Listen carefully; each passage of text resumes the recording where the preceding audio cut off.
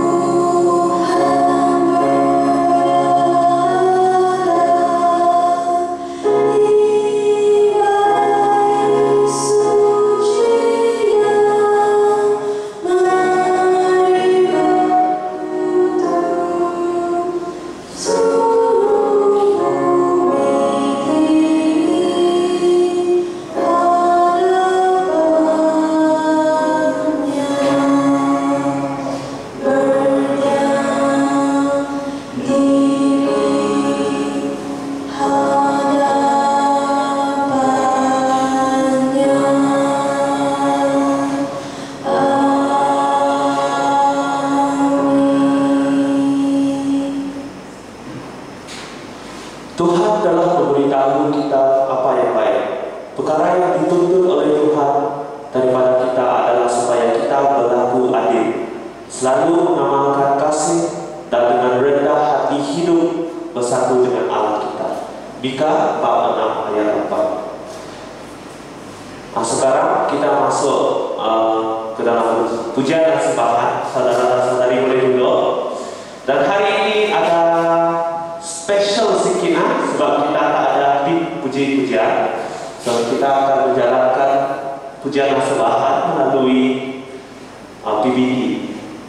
Ini lagu pertama, kita boleh menyanyi bersama, Tuhan Ku Percaya.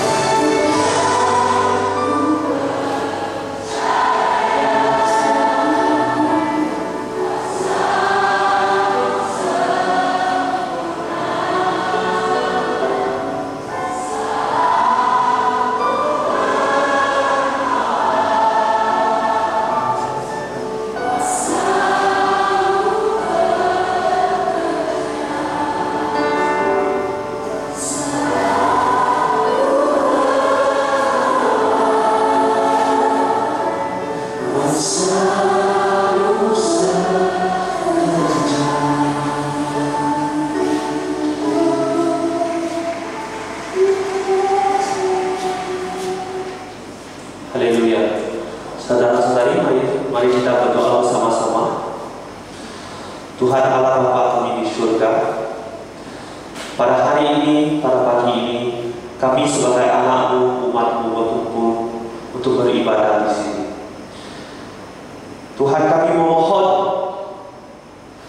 agar kasih karunia-Mu ada dalam kalangan kami.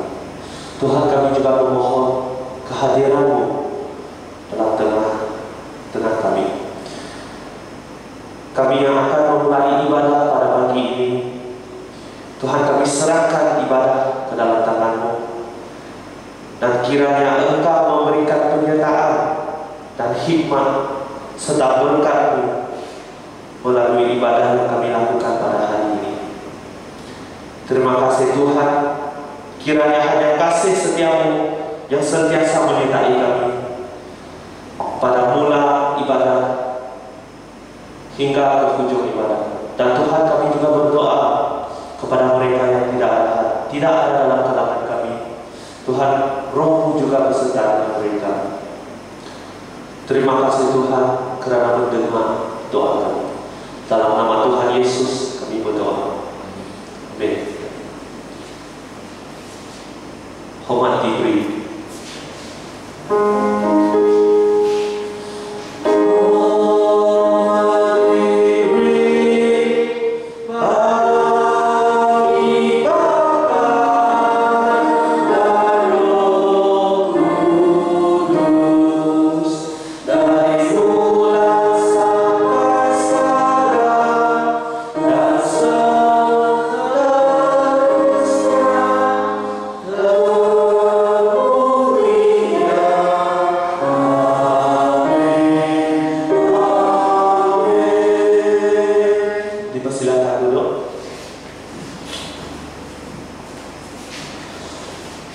Teks khotbah pada pagi ini dicatatkan dalam buku Hagai bab 1 ayat 1 hingga 15. Ayat 1. Pada tahun kedua pemerintahan Darius sebagai Raja Persia, pada hari pertama bulan ke-6, Tuhan berfirman melalui Nabi Hagai. Pekabaran Tuhan itu ditujukan kepada Zerubabel anak Siatil, Gubernur Yahuda, dan juga kepada Imam Agung Yosua anak Yosadak. Ayat 2.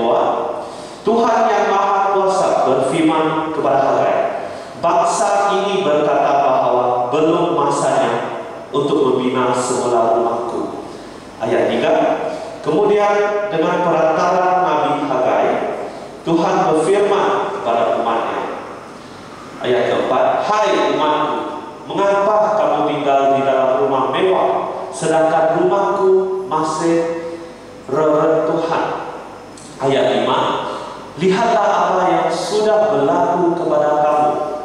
Ayat 6. Kamu sudah menabur banyak benih, namun tuayan kamu sedikit. Kamu mempunyai makanan, tetapi tidak cukup untuk mengenangkan kamu.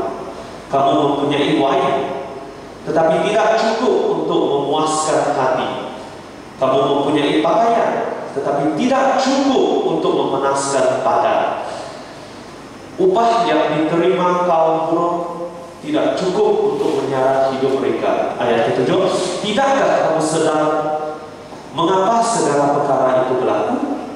Ayat 8. Sekarang naiklah ke bukit-bukit untuk mengambil kayu bara, lalu binalah semula rumahku. Maka aku akan berkenan kepada kamu, dan aku akan disembah lagi dengan cara yang sepatutnya. Ayat 9. Kamu mengharapkan uang yang banyak, tetapi yang kamu dapat sedikit sekali. Apabila kamu membawa tuayan itu pulang, aku meniupnya sehingga habis di bawah angin. Mengapa aku melakukan hal itu? Aku melakukan kerana rumahku masih reruntuhan. Sekarang kamu semua sibuk membina rumah masing-masing. Ayat 10. Itulah sebabnya hujan tidak turun, sehingga tiada tanaman yang dapat tumbuh. Aku sudah mendatangkan kemarau ke negeri ini sehingga bukit, ladang jagung, ladang anggur, kebun zaitun dan segala tumbuhan di negeri ini menjadi kering.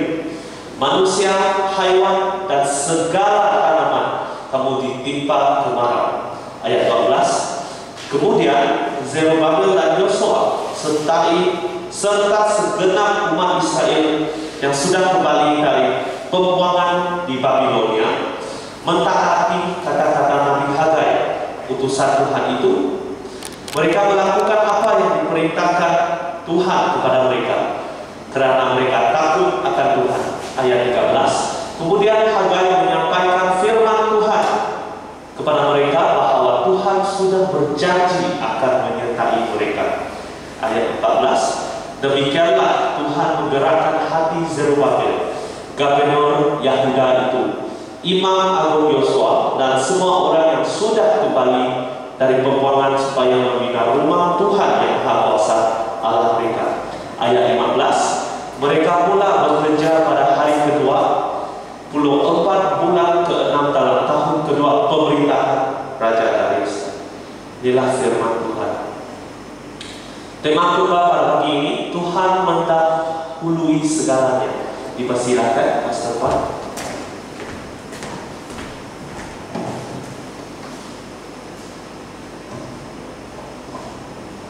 Saudara-saudari dalam Yesus Kristus, begitu sukacita kita jumpa ke semua jemaat yang datang pada pagi ini. Walaupun ada sebahagian jemaat sebab menyertai perkasa pastor bahagian bahasa Malaysia, Pastor Sheikh yang memberikan ibadat untuk perkahwinan kemarin, kita tahniah kepada Pastor Sheikh dan juga Pastor Sharon. Semoga Tuhan berkati perkahwinan dan keluarga mereka. Mungkin ada sebagian jemaat daripada antara kita ada sebab lain tidak sesama kita, tetapi kita juga begitu sukacita kita jumpa uncle dan juga auntie balik sesama kita untuk menyembah Tuhan, juga daripada Maktab bersama kita dan juga jemaat yang lain. Hari ini adalah minggu ke-12 saya berkhotbah di gereja ini. Masa ini sudah sampai 2 tahun kita dalam wabak 19. Dalam wabak 19, banyak orang tidak jumpa dalam gereja.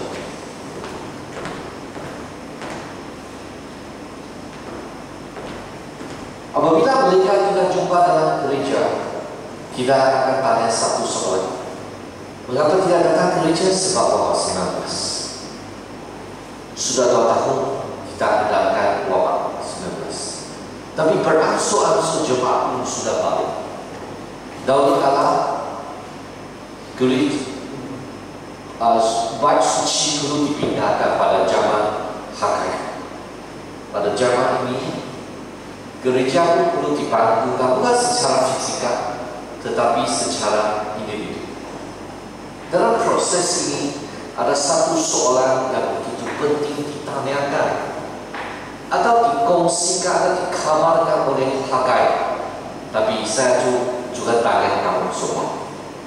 Soalan ini adalah sedemikian. Kalau kita lihat, ini memang begitu atlet yang begitu pandai bermain bola telanjang. Apa yang paling utama dalam jiwanya?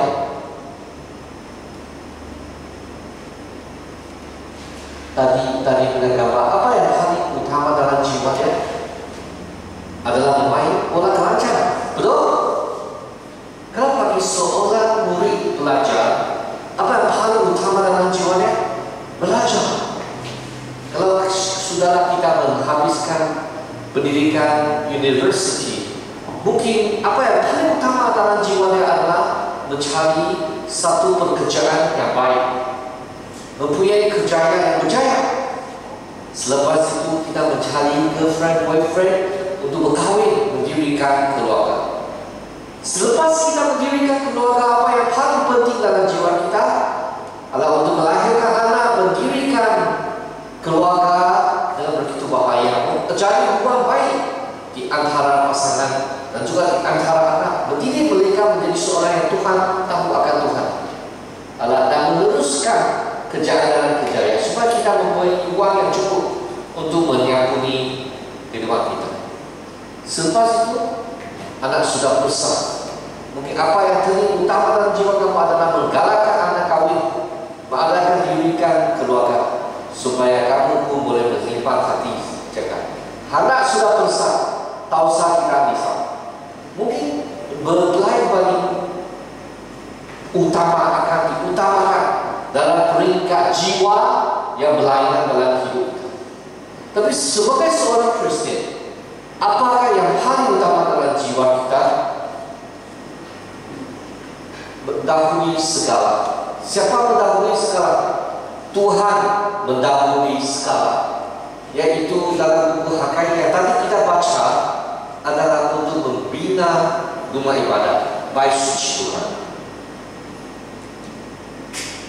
Dalam masa abad dengan sebelum Masehi, tahun 586 atau 87, Israel sudah dimusnahkan oleh Babilonia. Raja Nebukadnezar sudah memusnahkan sekota Israel dan juga memusnahkan bait suci.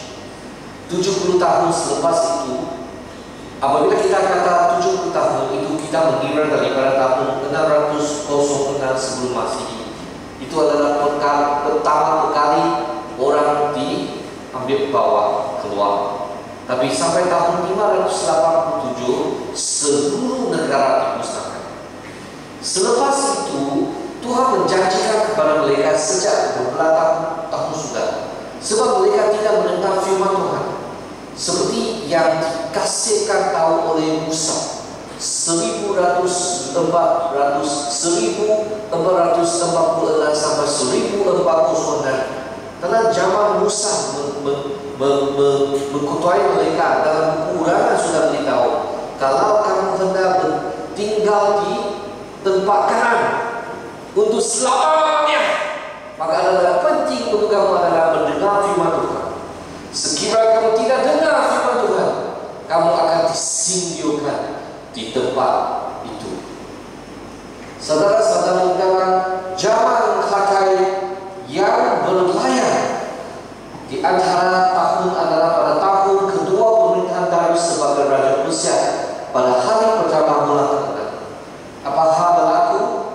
Yaitu selepas mereka dirampas oleh Babilonia. Selepas itu Babilonia sudah dikalahkan oleh kerajaan Persia. Maka Tuhan mengizinkan Nabi Hakai pada tahun 520. Tuhan berfirman melalui Nabi Hakai, perkataan Tuhan ini ditunjukkan kepada Jerubabel, anak setia Gubernur Yehuda, dan juga kepada Imam Agung Yosua.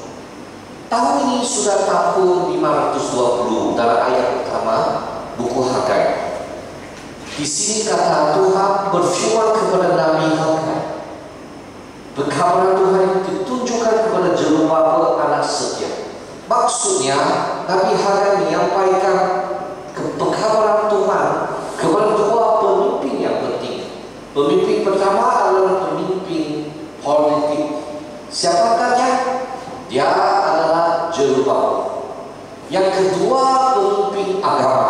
Siapakah dia? Adalah seorang imam. Imam yang bahasa Inggris kata priest.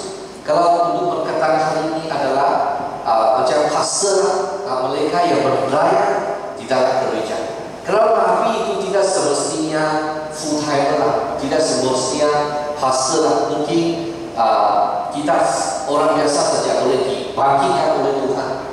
Tidak semestinya pekerjaan mereka adalah beragama. Mungkin mereka pelayan, mungkin mereka seorang yang bangsawan, mungkin mereka adalah seorang yang menjaga domba. Banyak ada. Saudara-saudari, di sini kita diketahuikan dalam tahun 520 sebelum Masehi. Kita tahu apa? Apa kita tahu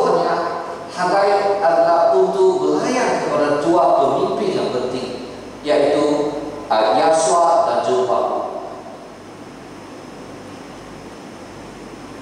Konteks adalah tidak syarati bahawa Hagai melayani di Yerusalem.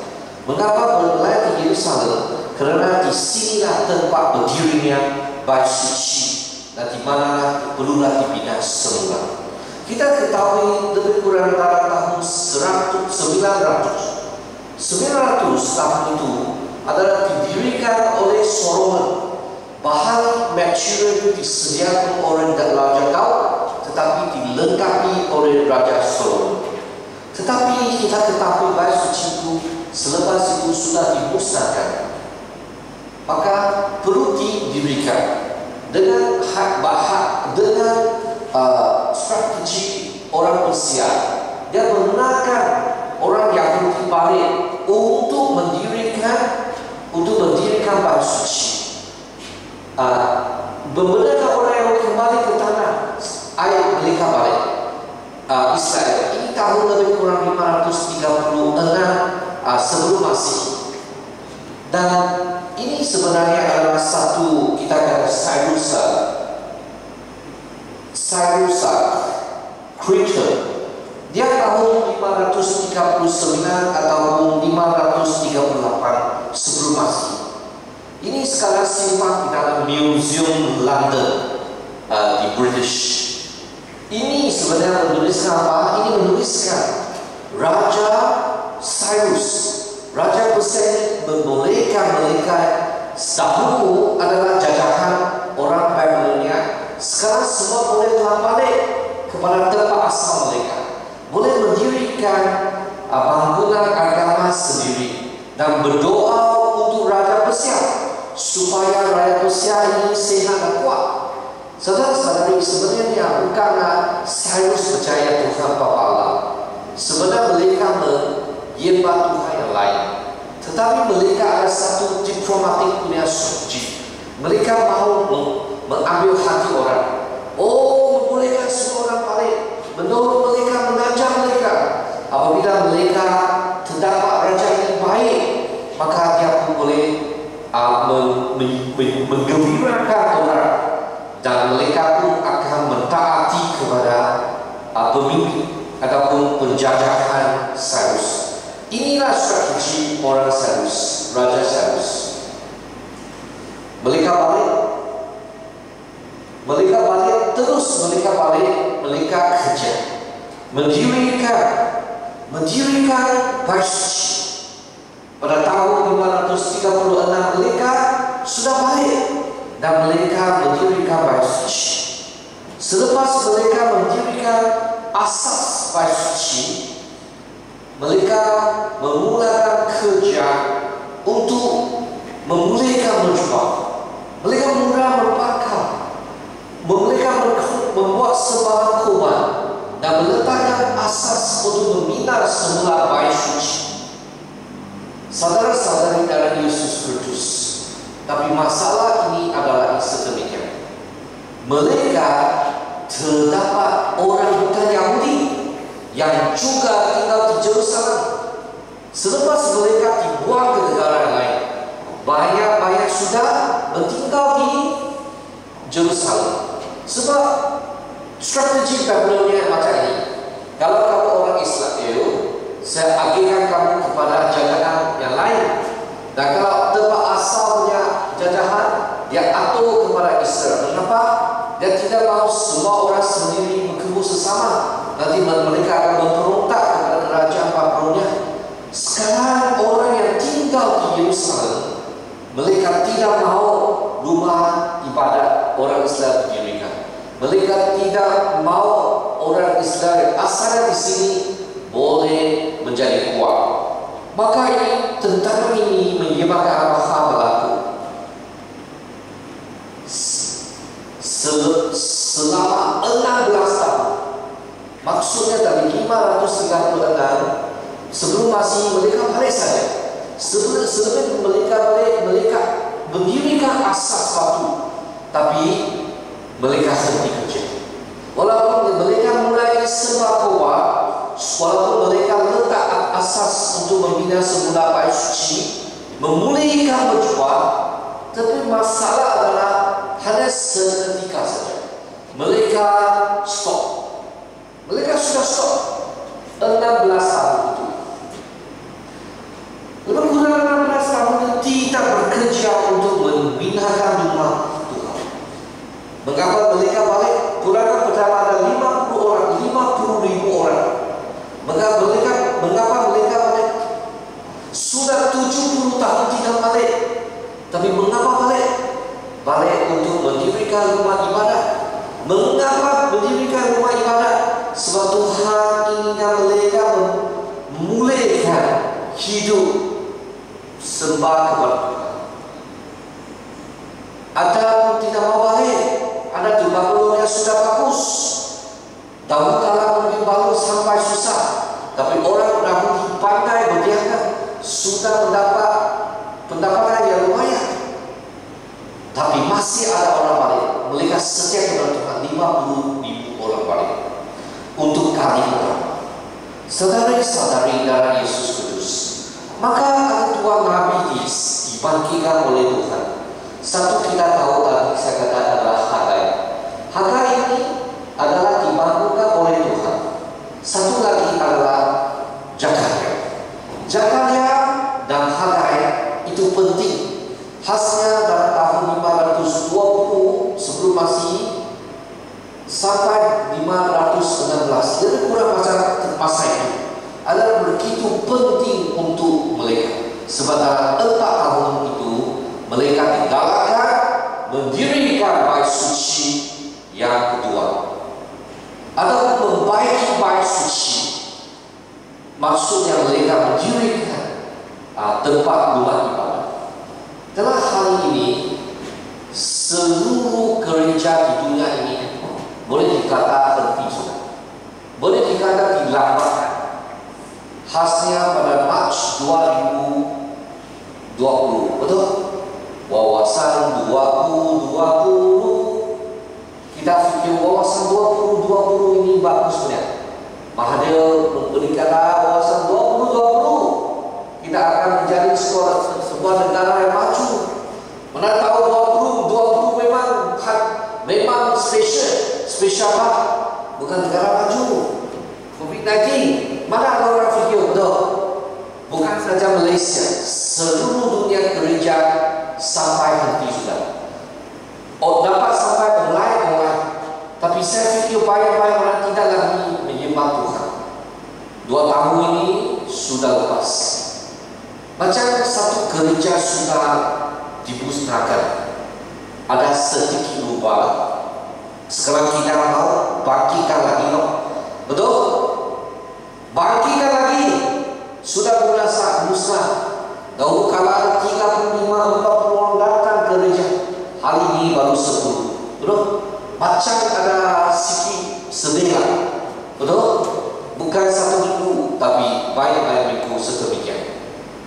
Bagi gereja kita pada 2 minggu lepas itu ada 27 orang. Macam ada baik sikit. Tapi masih banyak perlu kita baikkan. Seperti dahulu kala mereka perlu baikkan bait suci Tuhan, rumah ibadah Tuhan. Saudara satu lagi adalah ini maksud. Maka saya ingin memulai satu siri khotbah dalam buku Hagai. Bagaimana mereka ingin mendirikan rumah ibadah. Sekarang untuk kita jemaat dalam gereja Metodis Siontal, marilah kita mendirikan rumah ibadah Tuhan. Bukan secara fisika, tetapi secara rohani. Kita ketahui Hagai melayani sisa orang Yahudi yang telah kembali ke Yerusalem selepas Babylon. Sekarang hari ini saya sama orang, kita sesama kita melayani Tuhan dalam gereja Metodis Siontal pada tahun 2022. Kita kata 1 hari bulan April, wah semua buka sudah. Semua buka sudah. Maksudnya mereka hendak membiasakan wabah 19. Walaupun tambah 20.000 orang ada diuji positif, tapi kita mau habiskan ini sudah. Kita hendak sesama melihat. Setiap orang mesti ambil 2 jack, lagi 1 jack kalahkan, supaya kita boleh ada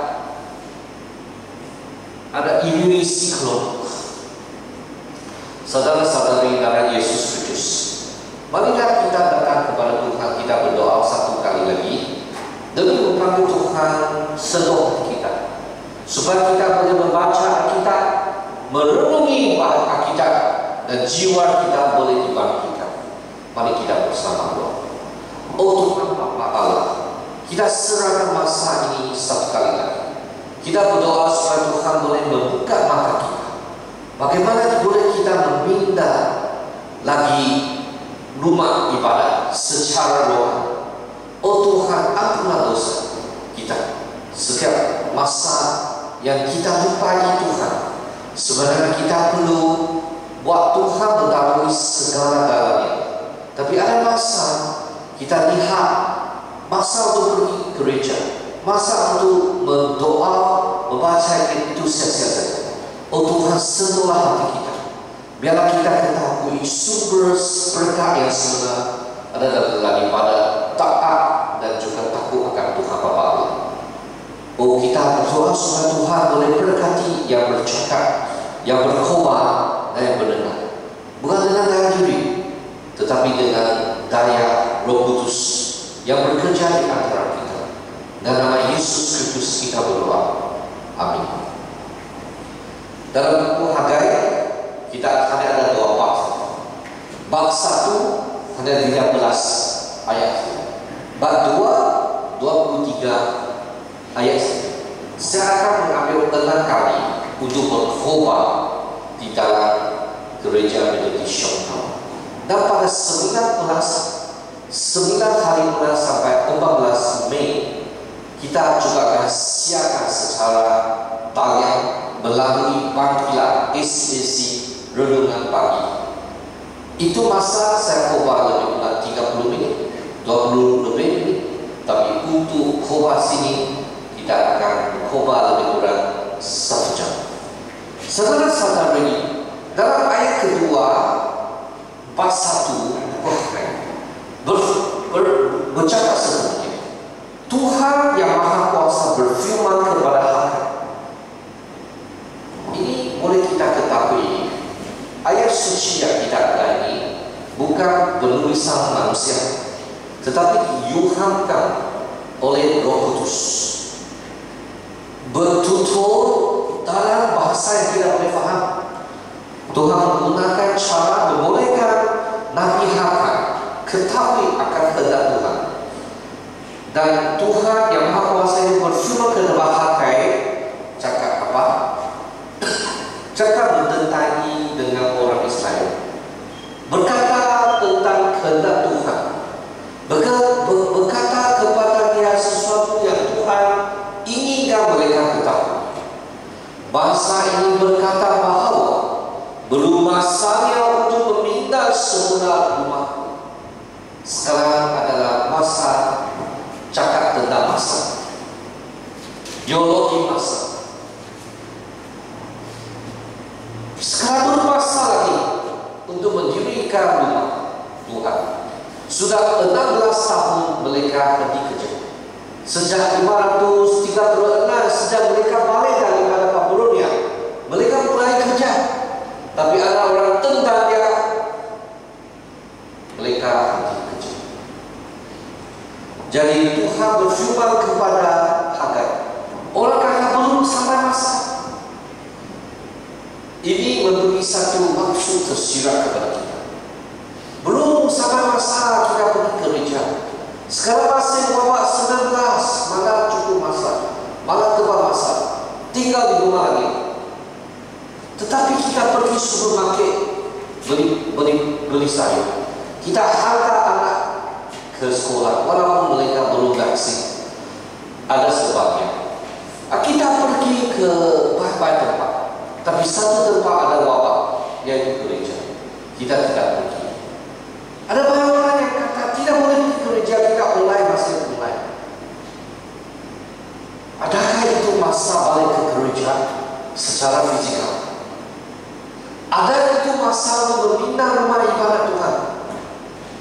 jika dari segi manusia saya berpendapat boleh bersepahaman dengan bangsa ini, belum sampai masa.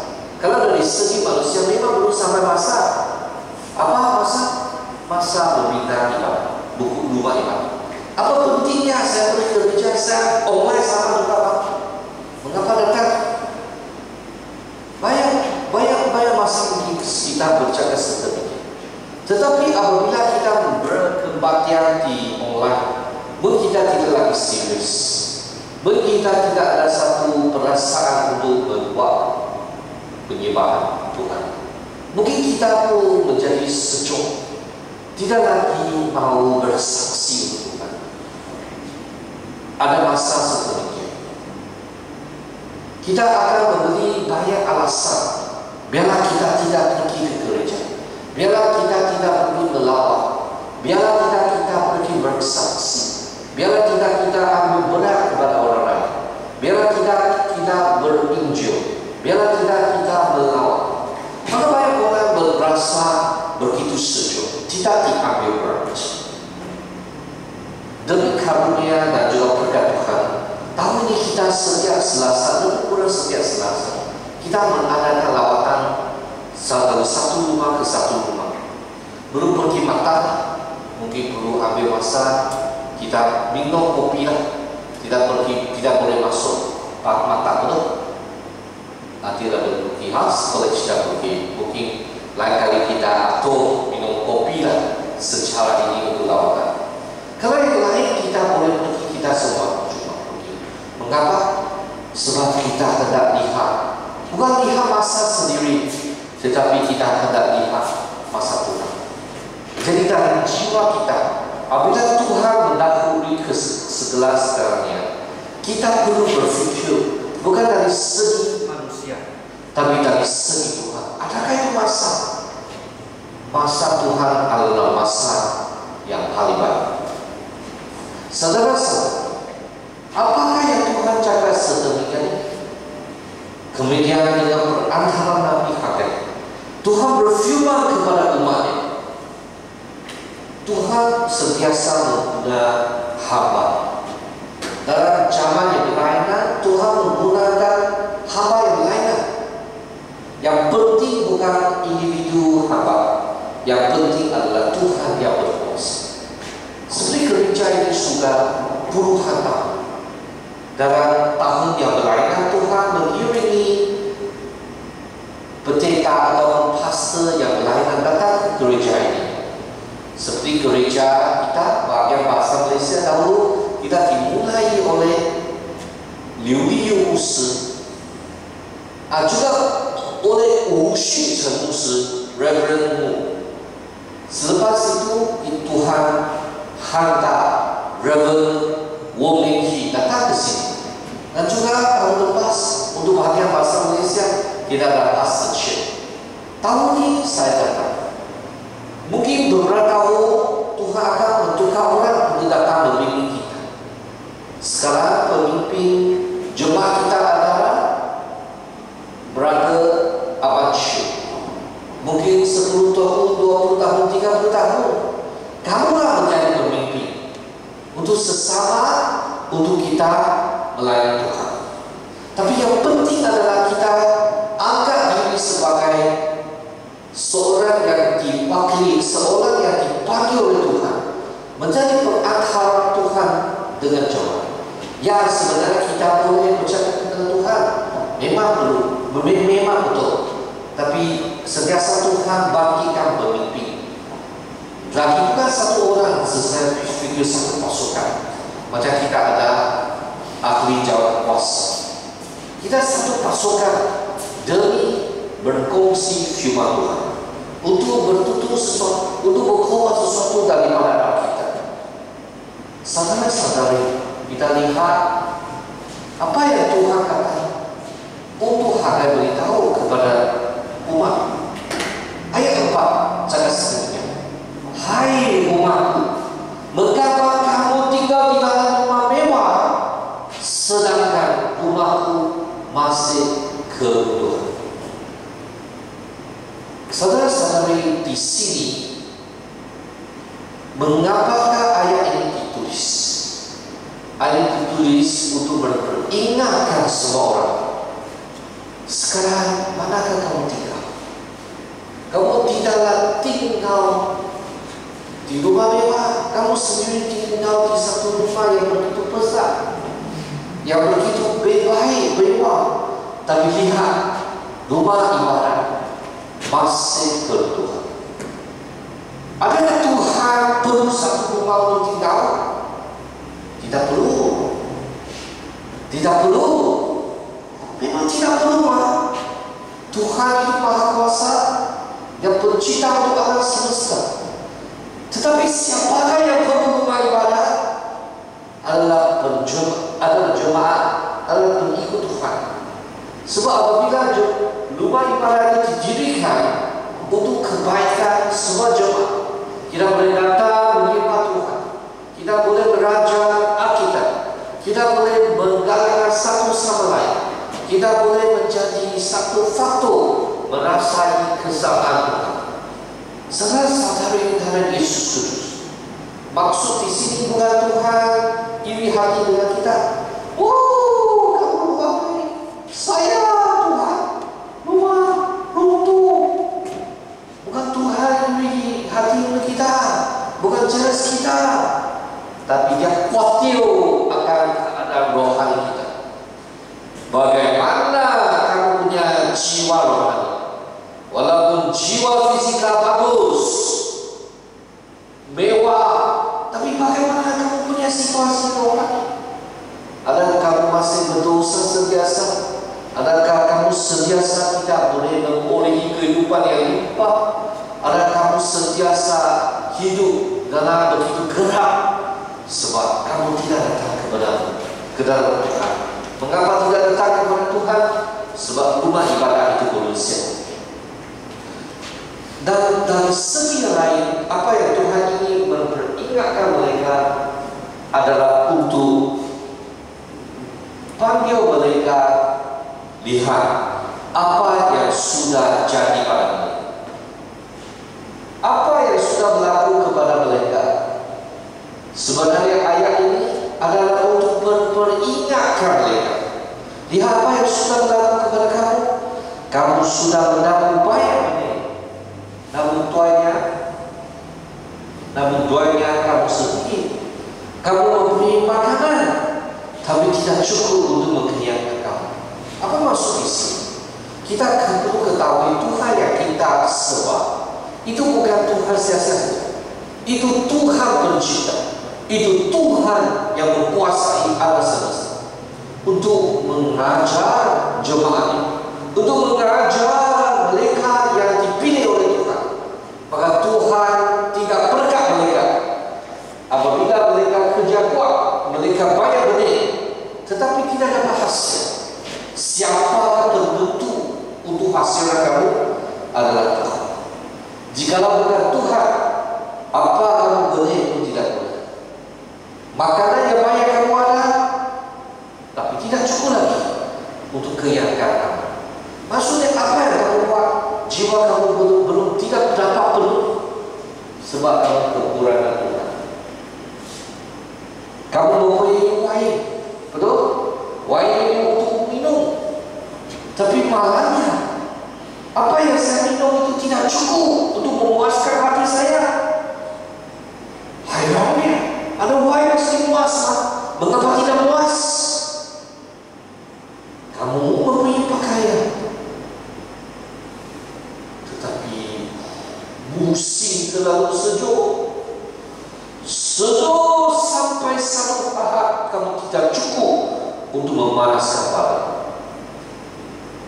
Upah cukup? Tidak cukup. Perdana Menteri kata bulan Mei 1.500 minimum. Bagus, bagus Tapi pada masa itu apa kata? Kamu punya upah diterima kaum buruh tidak cukup untuk menyerah hidup mereka. Ada kalau sangat beda. Saya tidak tahu tiap ada apa perasaan. Ada kala kita gaji banyak pun tidak cukup. Ada kala gaji tidak begitu banyak pun cukup. Apa beza? Ada kala kita ada banyak gaji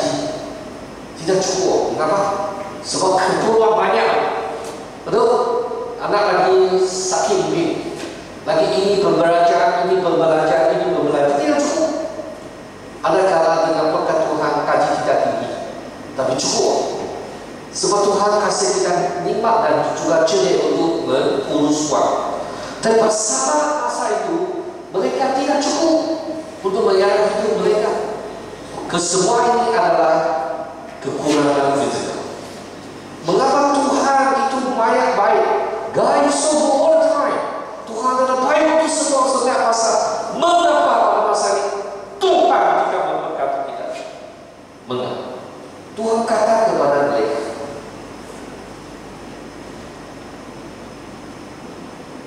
tidakkah kamu sedar mengapa segala perkara ini berlaku? Adakah kamu ada kesadaran mengapa ini berlaku? Kesadaran itu penting. Awareness is important. Apabila seorang pelajar tidak belajar malas sebab belum ada kesadaran, perasaan masing-masing belum datang. Kalau satu lagu Cina dia panggil Tongyan, dia kata setiap malam ada sampai masa nak tidur, baru tahu baik kerja rumah berubah. Apabila sampai waktu pemeriksaan, baru tahu banyak bagian yang perlu belajar. Dia kata sedemikian masih maksudnya ada sentiasa masa sebagai seorang murid adalah lupa akan dia punya tanggung jawab. Tapi di sini Tuhan ingin tanya, adakah kamu tanya mengapa ini perkara berlaku? Adakah kamu sedang mengapa? Kamu sudah rajin, kamu sudah masih tidak dapat ada hasil baik. Mungkin kita boleh satu dia punya sebab. Sekarang naiklah ke bukit-bukit untuk mengambil kayu pala, lalu binalah semula rumah. Sebab kamu tidak kisah Tuhan, kamu tidak buat Tuhan mengetahui segalanya, maka dapat. Maka sekarang naiklah ke bukit-bukit untuk mengambil kayu pala, lalu bina semula rumahku, maka aku akan berkenan kepada kamu, dan aku akan disembah lagi dengan cara yang sepatutnya. Kita dipanggil disembah oleh Tuhan. Pergilah, naiklah ke bukit-bukit untuk mengambil kayu pala. Hal ini saya juga dengan nama Kristus. Mari kita sama-sama datanglah ke gereja, baliklah rumah, berdoa, membaca, dapat di mana kita sudah salah dari segi Tuhan. Kita akan memberi kehidupan yang limpah, dan juga Tuhan akan memberkati kehidupan kemakmuran untuk kita. Bukan kita beriman Injil kemakmuran. Kata percaya Yesus Kudus akan lancar, tidak ada masalah, akan diberkati semua. Tidak semestinya, tapi akan kita diberkati juga. Sebab itu tanda berkat Tuhan, sebagian daripada berkat Tuhan. Jadi di sini untuk zaman Hagai, mereka digalakan sedemikian. Kamu mengharapkan Tuhan yang banyak, tetapi kamu dapat sedikit sekali. Apabila kamu membawa Tuhan itu pulang, aku mentiup yang sedang habis di bawah angin. Mengapa aku melakukan hal itu? Aku melakukannya kerana rumahmu masih penuh Tuhan, sedangkan kamu masih sibuk membina rumah masing-masing. Di sini jemaat pada zaman Hagai dipergalakan, diperingatkan, kita perlulah mentumbuhkan perhatian dalam apa yang Tuhan inginkan, bukan apa yang sendiri inginkan. Adalah begitu pentinglah kita mengikut firman Tuhan. Di sini dia kata, aku sudah mendatangkan kemarau sehingga bukit ladang kadung ladang. Kita perlu lihat masa Tuhan. Kita perlu mengejar kehendak Tuhan. Sebab Tuhan di sini dia hukum orang. Kata kamu orang tidak bekerja dengan saya, maka saya buatlah kemarahan. Jadi kebun zaitun dan segala tumbuhan yang di negeri itu menjadi kering. Lalu manusia, hewan dan segala tanaman ditimpa kemarau. Tetapi jika mereka terus tidak mau lagi, jika mereka mengabaikan pembinaan semula baik suci, dompet mereka akan lupa di dalamnya. Tangan mereka tidak akan berubah, dan mereka akan menghadapi makanan dan minum yang tidak cukup. Saudara-saudari, mungkin kita akan heran, Tuhan itu masih kasih, maha kasih. Mengapa Tuhan membuat demikian? Tuhan membuat demikian untuk memperingatkan begitu penting, betapa pentingnya hubungan kita dengan Tuhan. Ada seorang pastor pendeta, panggil pastor atau pendeta Xiao Zhang. Dia ada satu lagu yang begitu handai. Itu lagu ada panggil 000. Dia kata 000. Kalau Yesus Kristus di belakang ada satu. Tapi kalau kamu mau buat Yesus Kristus di hadapan, 10 10, 20 100, 30 1000, 40 10.000. Banyak kosong, banyak baik. Kalau Yesus Kristus di pertama, tetapi kalau Yesus Kristus di belakang, banyak kosong pun kosong. Betul? 1 kosong kosong, 2 kosong kosong, 3 kosong kosong, 4 kosong kosong, 5 kosong kosong, 6 kosong kosong, 7 kosong kosong. Tapi satu kalau Yesus di hadapan, 1 kosong 10, 2 kosong 100, 3 kosong 4 1.000, 4 kosong 10.000, 5 kosong 100.000. Wah, begitu baik sampai jutaan-jutaan. Jadi ini untuk ilustrasi. Apabila kita bersimpan Tuhan Yesus di hadapan, jiwa kita akan diberkati. Mungkin secara fisikal dan juga akan tetap ada secara rohani. Kita hidup adalah limpah. Mungkin semestinya kita membayar uang, tapi jiwa kita penuh dengan keadaban, jiwa dengan keamanan, jiwa dengan limpah, gembira, sukacita. Jadi saudara-saudari, seorang menurut rhetoric, Tuhan memanggil orang Yahudi ini bukan saja untuk mempengaruhi, bukan saja untuk mempengaruhi penjara mereka dengan Tuhan, dengan meminta semula baik suci dan menyembah Tuhan dalam kesucian. Tetapi ya, bukan saja untuk membawa penjara mereka dan Tuhan dengan meminta semula baik suci dan menyembah, tetapi juga untuk memaksa Israel untuk menghadapi ketidakpedulian rohani mereka dan mempengaruhi komitmen mereka supaya mereka satu kali lagi boleh memperolehi rahmat Tuhan, boleh memperoleh karunia Tuhan. Saudara-saudari, saya ingin membuat satu saksi. Seorang jemaat dalam gereja Methodist Campbell, dan kalau saya berada di sana, dia tahu ada seorang saudara dipanggil Brother O'Neill. Dia kata ada satu tahun itu dia punya macam dia punya hasil belum begitu baik, tetapi gereja itu perlu membeli satu tanah. Dia dengan hati yang begitu dia serah diri kepada Tuhan. Dia bertekad untuk membuat satu penyembahan 50.000. Dengan karena Tuhan, dia memang kerja. Pada akhir tahun dia mendapat satu hasil yang begitu baik. 20 kali ganda, yaitu lebih kurang 1 juta. Betul?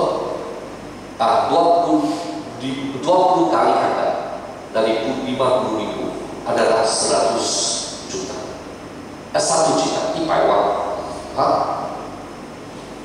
Saudara-saudari, dari sejak itu dia serah diri kepada Tuhan. Dia kata sendiri bukan kaki. Dia hanya satu pengurus saja untuk buat Tuhan. Saya lihat jiwanya sentiasa membantu orang. Sekarang dia punya bisnis bagus-bagus sudah. Dia kata sejak masa itu dia rela untuk khotbah, dia rela untuk sembah Tuhan, dan Tuhan mengubah situasi mereka. Saudara-saudari, yang lebih penting adalah untuk buatkan sebenarnya Tuhan, apa yang Tuhan buat semuanya adalah ingin mendirikan satu hubungan yang rapat dengan jemaat. Tuhan mungkin tidak berkat kita adalah untuk menghinakan kita perlu mengutamakan Tuhan. Saudara-saudari karena Yesus Kristus, ada satu gambar. Gambar ini kata ini adalah Injil yang sebenar, di mana Yesus Kristus mati di atas salib. Kita akan kata, oh, saya seorang yang berdosa. Oh, saya seorang yang perlu berkat daripada Tuhan. Oh, saya tidak boleh mengikuti diri sendiri. Oh, saya perlu Tuhan. Kita tahu Tuhan itu Tuhan yang pencipta.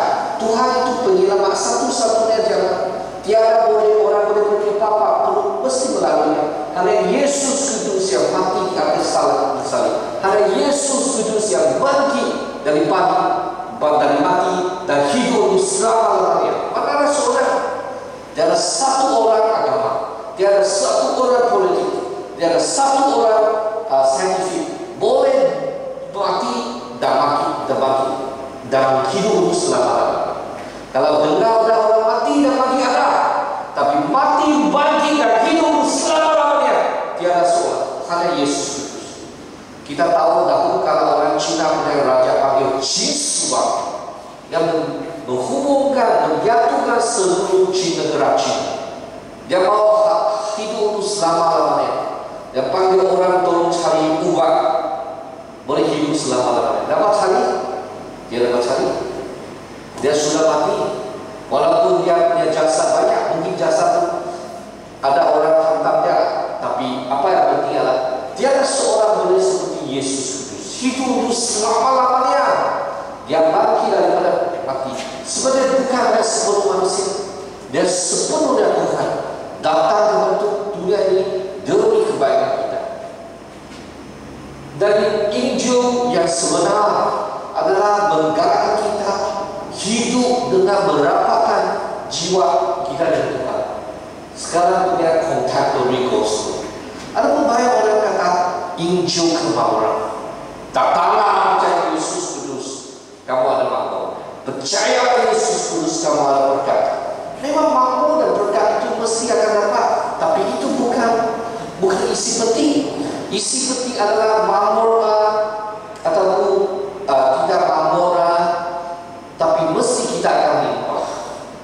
Yang penting adalah komitmen, dedikasi, sesuatu yang di dalam jiwa kita kata tiada satu yang lebih penting kalau jiwa saya tidak ada Yesus Kristus bersama saya.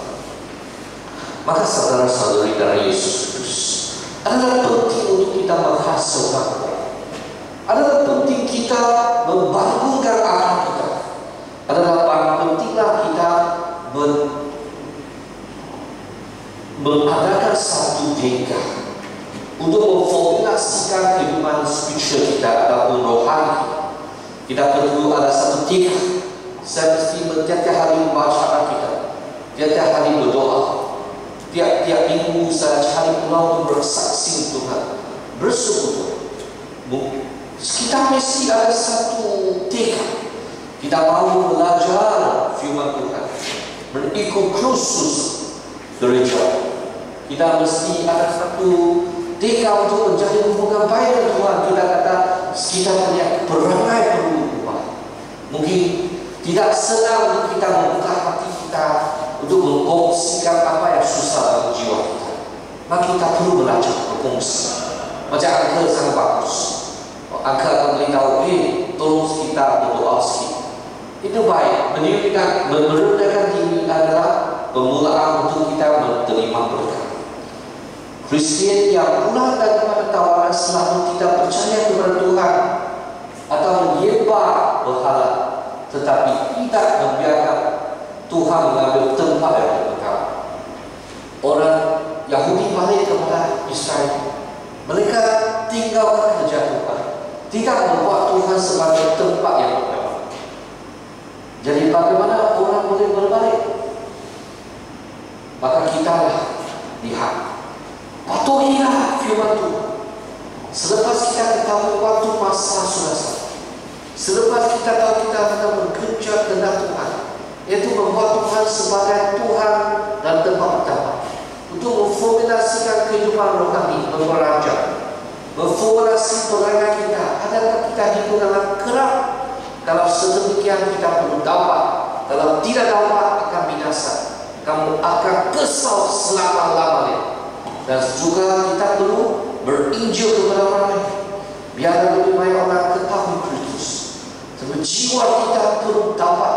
Kalau tidak dapat anak cucu kamu pun akan kesal. Sebab mereka akan merasa mengapa kita punya ketua rumah tidak membuat sedemikian yang menjadi contoh untuk kita mengakui Tuhan. Kita lihat patuhi firman Tuhan. Kemudian Zerubbabel dan Yosua serta segenap umat Israel yang sudah kembali dari pembuangan di Babilonia mentaati kata-kata Nabi Hagai, utusan Tuhan itu.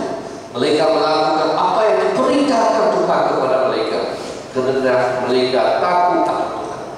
Selepas Hagai menerima firman Tuhan, Hagai menyampaikan itu secara berani kepada jemaat Tuhan. Sebagai seorang pastor, kita berkhotbah. Kita perlu berkhotbah untuk mewakili Tuhan, bukan mewakili diri sendiri. Bukan perkara itu, tetapi perkara tentang kerajaan Tuhan. Jadi apabila Zerubbabel dan Yosua mereka mendengar firman Tuhan, mereka mengkumpul umat Israel, menghantarkan message yang Tuhan ingin panggil, maka mereka bertindak balas dengan cepat. Dalam ayat ke-13 kita lihat, kemudian Hagai menyampaikan firman Tuhan kepada mereka bahawa Tuhan sudah berjanji akan menyertai mereka. Tuhan akan bersama dengan mereka. Janganlah kita takut. Walaupun mungkin mereka takut, sebab dahulu kala ada banyak kesusahan. Jadi sekarang Hagai panggil kata kepada mereka, Tuhan berjanji bersama dengan kita. Kita masih ingat apabila Musa untuk mengketuai satu rombongan yang begitu besar dan keluar dari padang Mesir, Musa kata, sekiranya Tuhan tidak bersama saya tidak akan pergi. Saya akan pergi sekiranya Tuhan bersama saya. Kemudian Hagai, demikianlah Tuhan menggerakkan hati Zerubbabel, Gabel Yehuda, Iman Agung Yasa, dan semua orang yang sudah kembali dari pembuangan supaya meminta rumah Tuhan yang Maha Kuasa Allah. Haleluya, puji Tuhan. Sekarang mereka sudah tahu, mereka sudah kesal, mereka sudah tahu akan kesilapan diri sendiri. Mereka sudah sedari mereka perlu diri untuk meminta rumah ibadah. Saudara-saudari dalam Yesus Kristus, marilah kita semua jemaat dalam gereja Metodis Syengkang, kita berdiri juga. Kita berdiri demi membangunkan rumah ibadah gereja Metodis Syengkang. Bahagia bahasa Malaysia, kita bawa lebih banyak orang datang berkebaktian Tuhan. Dalam jiwa mereka penuh dengan saksi Tuhan yang sama. Saudara-saudari, maka mereka mula bekerja pada hari ke-24 bulan ke-6 dalam tahun kedua pemerintahan Raja Darius. Maksud mereka bekerja selepas 16 tahun mereka pergi. Maksudnya Hagai pada 520 sebelum Masihi, mereka dapat berjaya menggalakkan jemaat Israel untuk bekerja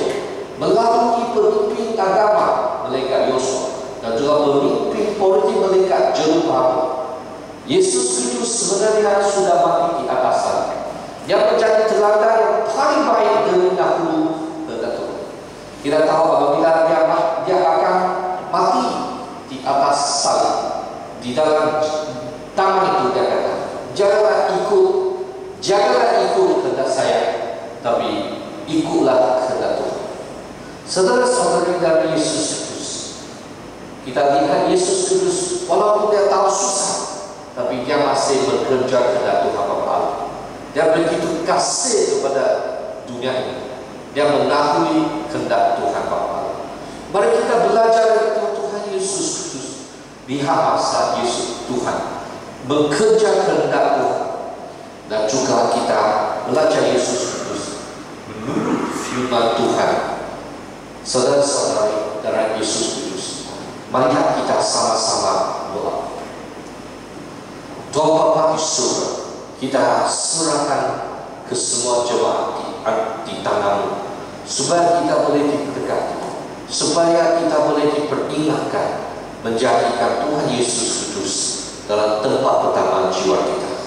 Kita puji Tuhan, kita syukur kepada Tuhan, dan saya percaya dengan karunia Tuhan, Tuhan akan menggunakan kita sebagai alat untuk menjadi hamba, menjadi jemaat yang membangunkan gereja itu di Syongtau satu kali lagi, demi kemuliaan Tuhan, demi kebaikan jemaat yang baru datang.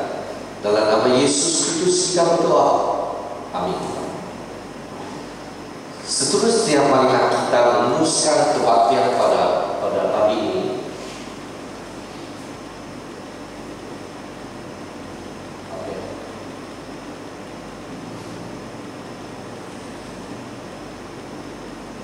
Yang sebagian saya akan khotbahkan dalam minggu yang akan datang.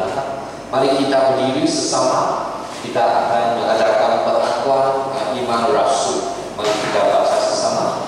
Aku percaya kepada Allah, Bapa yang Maha Kuasa, Kali langit dan bumi. Doa kepada Yesus Kristus, anaknya yang tunggal Tuhan kita, yang dikandung daripada Roh Kudus, lahir daripada darah Maria, yang menderita sengsara di bawah pemerintahan Pontius Pilatus, disalibkan, mati, dikuburkan, turun ke dalam kerajaan maut, pada hari yang ketiga bangkit dari antara orang yang mati, naik ke surga, duduk di sebelah kanan Allah Bapa yang Maha Kuasa, dan dari sana Dia akan datang untuk menghakimi orang yang hidup dan yang mati.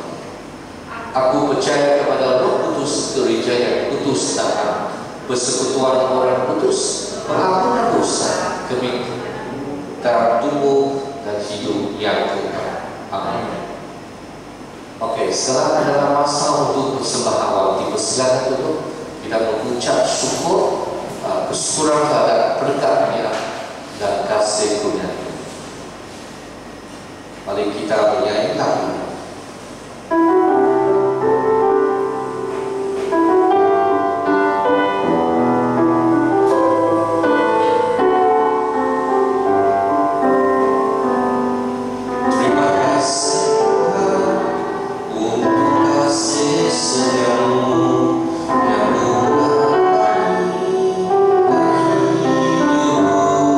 Terima kasih Yesus untuk kebaikan.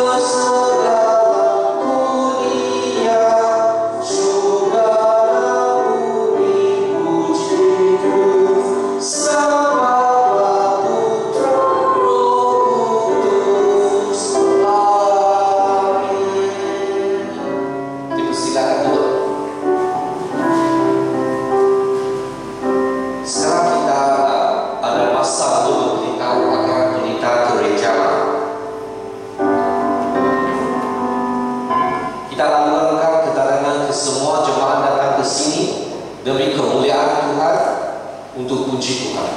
Kita perlu minta gereja kita secara rohani memanggil lebih banyak orang tentang menyembah Tuhan dan juga mendirikan kehidupan individu dengan lebih dekat kepada Yesus Kristus.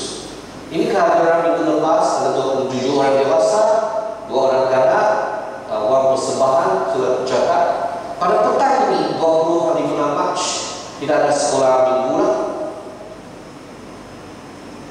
Okey, pada minggu depan pengacara adalah saudari Kang Ichi. Untuk pujian ada dipimpin oleh saudari Karina Tendok dan juga pemain piano adalah saudara Antonimo dan penyanyi jemaah adalah saudari Aminako. Terima kasih kali ini sama juga dan juga Jennifer, saudara Chin Hiju. Kumpulan multimedia adalah Liu Sukwat dan juga persembahan bunga adalah saudari Aminako. Pada malam ini kita ada satu sesi untuk doa untuk Malaysia. Kalau kamu boleh, wujudlah WhatsApp kumpulan, kita boleh sama-sama sedang. Dan juga kita ada satu sesi perjanjian lama. Kalau boleh, kita sama-sama sedang. Okey? Sekarang marilah kita berdiri sesama untuk doa penjagaan misi. Allah yang Maha Kuasa, terima kasih kerana Engkau menggunakan misionari Rebecca untuk memimpin pusat pendidikan untuk kanak-kanak peranian yang telah memerlukan kebijaksanaan Ibrahim untuk mengendalikan pendapatan pusat dan melatih guru baru. Kami berdoa agar guru-guru akan bekerjasama untuk melayani kanak-kanak perhatian dengan kasih Kristus seperti dilakukan untuk Engkau. Kami juga berdoa agar anak-anak memahami dan mempercayai-Mu sebagaimana firman-Mu diterangkan. Kalau misionari telah menantang dan menyimak, tolong jadikan mereka tumbuh menjadi murid yang setia. Lalu ini misionari Rebecca sering melayani kami sakit pinggang dan kesesakan badan. Mohon Tuhan menyembuhkannya dan memberikan dia kesihatan untuk melayani pelarian. Dalam nama Yesus Kristus berdoa. Kami berdoa. Amin. Marilah kita berdoa doa berkat. Oh Tuhan Bapa di surga, kita berdoa supaya Tuhan berkati ke semua jemaah yang datang, supaya mereka diberkati dengan hati yang sukacita, mereka diberkati dengan kehidupan rohani yang stabil, supaya mereka sentiasa mengalami berasa kesamaan Tuhan dalam jiwa mereka. Sebab kerja Roh Kudus melalui firman-Mu sentiasa sentuh jiwa kita untuk melimuliakan nama Allah.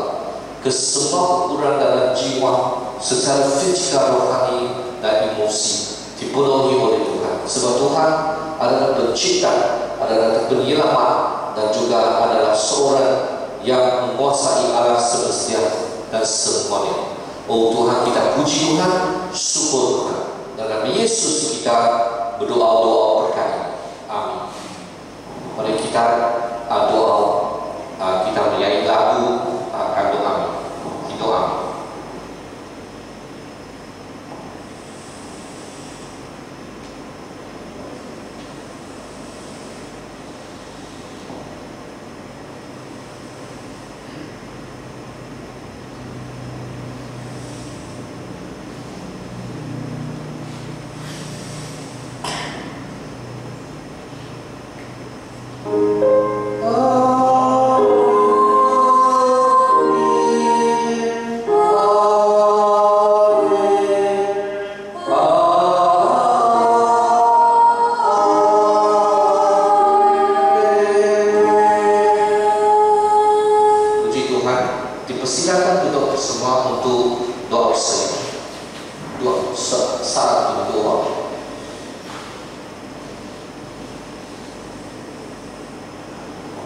Ini saja kebaktian pada pagi ini. Semua Tuhan berkati ke semua. Dan kita ambil kesempatan ini. Ada sedikit masa untuk kita bersekutuan berkongsi. Dan semoga Tuhan berkati ke semua. Minggu Ahad